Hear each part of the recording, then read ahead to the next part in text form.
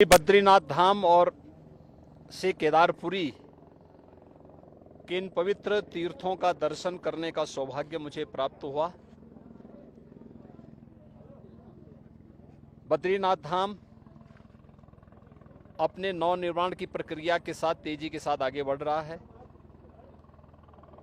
और केदारपुरी हमारे द्वादश ज्योतिर्लिंगों में से एक पवित्र ज्योतिर्लिंग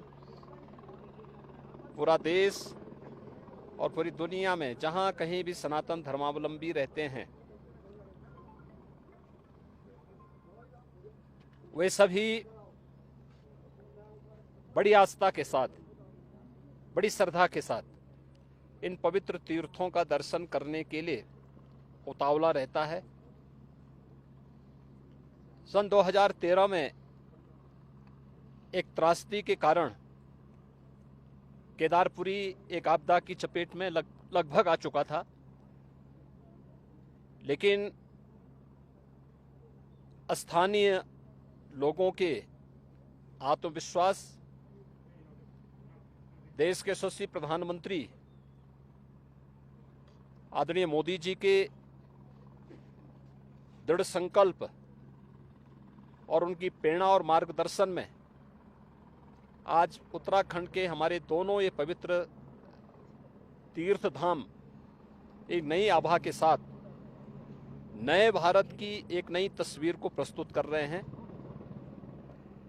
विरासत के प्रति सम्मान का भाव यही है। किस पवित्र भावना के साथ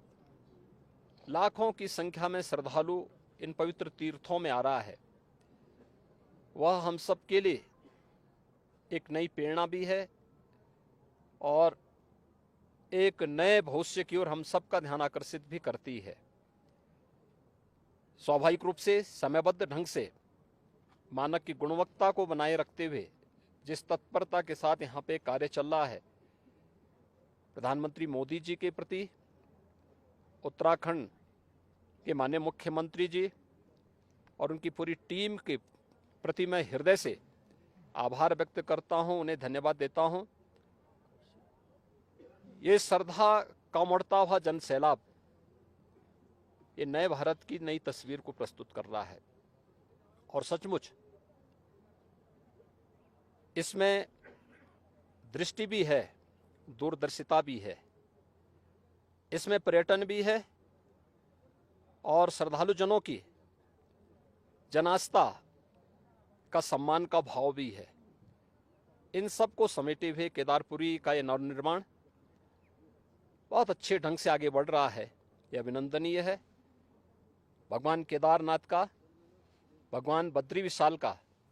आशीर्वाद इसी प्रकार से बना रहे, इस दृष्टि से आज मुझे यहाँ आने का सौभाग्य प्राप्त हुआ है और मुझे बहुत आनंद की अनुभूति हुई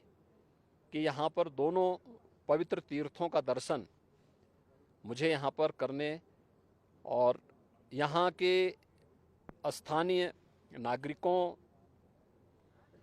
पुरोहितों, तीर्थ पुरोहितों के साथ साथ व्यवस्था से जुड़े हुए सभी पदाधिकारियों का,